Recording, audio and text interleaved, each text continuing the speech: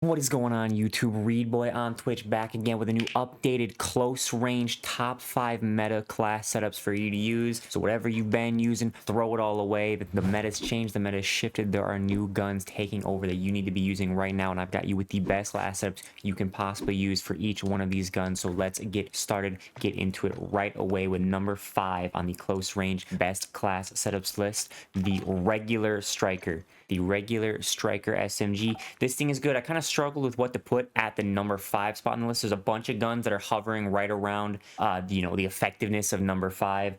The Ram 9 isn't too bad. The HRM 9 is still usable, but I don't think it's as good. I put the striker at the number 5 spot on our list. The best class setup that you can rock for this. This is in a max speed movement build, max movement speed build for you to allow you to do some crazy things, to absolutely slam the sweats, to make the bots look at walls. We are rocking the no stock, give you that maximum movement speed possible, and insane strafe speed. This gun strafes ridiculously fast. The Seiken ZX grip. This thing aiming idle sway on your SMG pretty much does not matter. So this is just going to give you a bunch of free recoil control to balance out that no stock. The 60 round drum, as big as it gets. This is going to slow your movement speed down a little bit. So if you do feel like with the striker shooting a little bit slower and doing higher damage with each bullet, you could get away with the 48 rounder if you don't want the extreme movement penalties. But I feel like the biggest mag is something that I always want to be rocking on my gun. The DR6 hand stop. This is a classic underbarrel, best underbarrel to be rocking on your SMG. This is going to give you a ton of sprint to fire, movement speed, and ADS speed with no real negative. And then the striker stubby barrel. Again, this is going to give you a bunch more sprint to fire, ADS, strafe speed. This gun right here, this class setup is going to strafe like crazy. It's going to allow you to do some crazy things to make your enemy miss a lot of shots on you. So that is our number 5 best class setup. On to number 4. We've got the recently buffed WSP9. I already like this gun. I already liked it a ton, and it just got better. They actually, for anybody who did not know what the buff just did to it, cut the sprint to fire speed right there, cut it in half. It was whatever it was, they actually took the number and slashed it in half, made this thing way more usable. A lot of people don't like it because it's got the open bolt delay that adds, a split second of delay to when you pull the trigger to when it shoots. The sprint to fire basically canceled that out. Bam, this thing feels beautiful. So we've got almost a max movement speed build on this thing we're rocking here. Pretty similar build to the striker. Let's start on the left side here. We're rocking the Hiss short light barrel. Main thing you're going for here is that sprint speed. Only 1%, not that big of a deal. It also gives you sprint to fire and aim down sight speed, the general movement speed attachments or benefits that you want. We're rocking the DR6 hand stop, sprint to fire, ADS, strafe speed, all the good stuff. The 50 round mag, biggest mag. I would not recommend the 40 on this thing. I just think the 50 is way better. The negative movement speed is almost irrelevant. For those 10 extra bullets, that's an extra kill with this thing. With how hard this thing hits, that is nice. This gun, I do not like the WSP sights. I feel like it needs an attachment on it.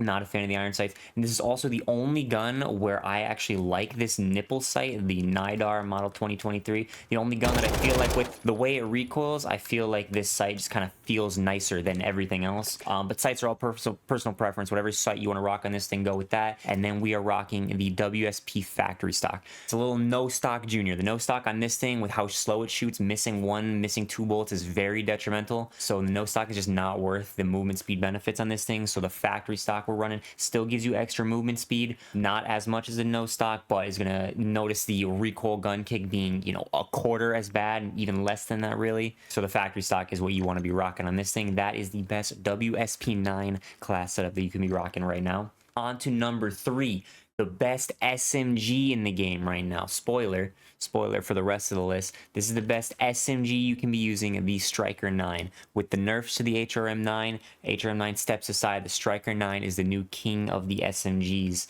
This thing is beautiful. We're actually rocking the exact same build as on the Striker. Max movement speed build on this thing. It feels nice. This thing feels nice, quick, snappy. Movement can be incredible. You can do some crazy things. We're rocking the Striker stubby barrel, DR6 hand stop underbarrel, 50 round drum, Seiken ZX grip, and the no stock stocking. Again, exact same build as on the other striker. This is the best SMG that you can be rocking in the game. On to number 2 on our list, the BP50 with the conversion kit. Now this thing does use AR ammo, so keep that in mind.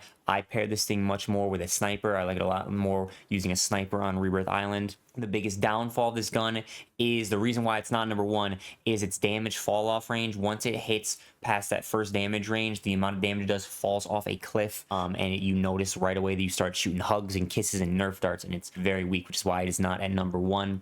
But it is still very good. This thing is still a very good SMG. This conversion kit that we're rocking on this thing turns it from an assault rifle to basically an SMG that uses assault rifle bullets. So again, you're rocking the Jack Revenger kit, the TRSTIV grip tape that's going to give you recoil control and aiming stability, firing aim stability, which is somewhat beneficial, not as much noticeable on your close range gun, and then aiming idle sway is a negative. Irrelevant, doesn't matter. There's not too many ways you can go for a build on this thing, by the way. If you notice the amount of blocked attachments, you can't run a comb, stock, mag, underbarrel, or barrel. So there's a very limited amount of builds you could possibly run on this thing. High grain rounds, this is going to help with that damage fall. It's going to push it, it's not much, 15%, a couple extra meters. It's going to push it back just a little bit before this gun feels like it's a little weak. 14 meters isn't too bad for max damage range on your close range gun, so the high range rounds are going to help out with that. The Zem compensated flash hider muzzle, or reliable muzzle that we're rocking on the close range builds. Next to no negatives, that bullet velocity, ADS speed is so minor, it's not going to make a difference. And then a chunk of healthy recoil control to help your gun shoot straight lasers. This thing already doesn't have too much recoil, and we're getting rid of any minor amount that it might have. And then you've got some options for your fifth attachment. You can either run a sight if you do not like the BP50's iron sights, which I personally do. I am a fan of the iron sights in this gun. I've always liked them very much. I like the way they feel, like the way they look. They don't bother me. If you don't like them, throw whatever sight you prefer on. Otherwise, you've got room for a laser. The new laser that I'm rocking on my close range guns is the EXF Solar Flare flashlight. Basically, all this is doing is giving you a fat amount of sprint to fire speed. That 16% goes crazy. Giving you a ton of sprint to fire speed at no real negative. That flashlight visible to enemies. If you notice when you're using a red laser, and especially when you're using a green laser, I always say don't ever use the green laser. That is not ever worth it. But even with the red laser, if you start to pre-aim somebody and you start walking, they can still see that red laser very easily. They can know you're there. It's giving them free reaction time. This flashlight, you can see, very not noticeable. Even less noticeable from an enemy's perspective. We see it here, so we know it's there, and it also goes away when you ADS.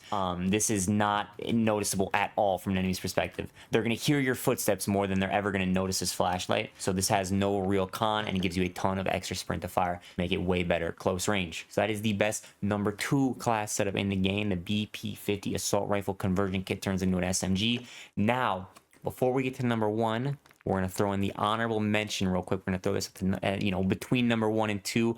We're rocking the Model 1887 Akimbos. The Model 1887 Akimbos are back, baby. Now, they are not as broken as they once were back in the day. And when they first dropped, this is why nobody was really hyped about them right away. When they first dropped, they were broken. If you shot both at the same time, which is literally a setting you can turn on in game, I've got the paired setting on the Akimbo behavior, so that way they both shoot. If I press the trigger once, both guns shoot at the same time. If you did that, it would shoot anywhere but where you were aiming. It would not shoot in the center of the circle. It would shoot in a circle around the center of your crosshairs. So they fixed that. Took them about a week. They fixed that. These things are gross. These things are gross. You can do some crazy movement stuff. Again, it is a shotgun, so it's very limited, which is why I would not put this anywhere in the top 5. It does get an honorable mention. Anybody who does like using shotguns, this thing can allow you to do some crazy finesse and maneuvers, and because it's just akimbo shotguns, look at the way you shoot them. It just looks clean.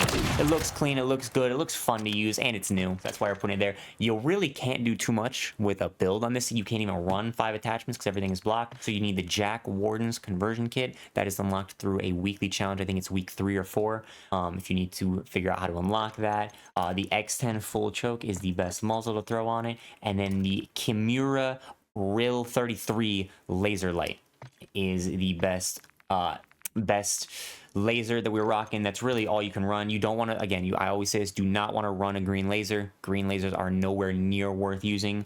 We're just going with the extra sprint to fire on this thing. 23% on something that's already ridiculously low. This thing has essentially 0 sprint to fire with how fast you can shoot. So I'm just rocking 3 attachments on mine to look as similar to the OG Model 1887 as possible. Again, that is the honorable mention Lockwood MK2 marksman rifle with the conversion kit that turns it into a shotgun. And then the number 1 pick, the close range meta king right now for Warzone. For both maps, this is the best SMG that you can use in the game. The MCW with the conversion kit. MCW assault rifle with the conversion kit kills the absolute fastest. The Jack Raven conversion kit makes this gun do more damage at close range. Similar to the BP50, it does fall off. The damage at longer ranges does fall off a decent amount, but not as bad. The biggest downfall of this gun is the 40 round mag. That's as big as it can get. 40 round mag does hold you back a decent amount in what you can do, but you can still pop a 3-piece with this thing. If you don't miss and you're not thirsting anybody as you down them, this thing can still pop a 3-piece with how fast it kills. We are rocking also the DR6 hand stop like we are on every close range gun, the ZEM compensated muzzle, and then we are also rocking the second line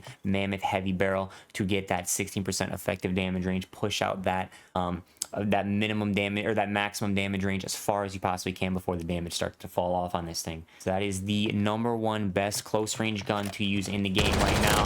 If you're using this thing and you shoot first and you don't miss, you are not going to lose a single gunfight. This is the best close range gun to use in the game. So if you like the list, don't forget to like the video, subscribe for more lists. Let me know in the comments if you think there's a gun that I left off this list that I shouldn't have left off of. Other than that, you guys stay tuned for more banging videos that we got coming.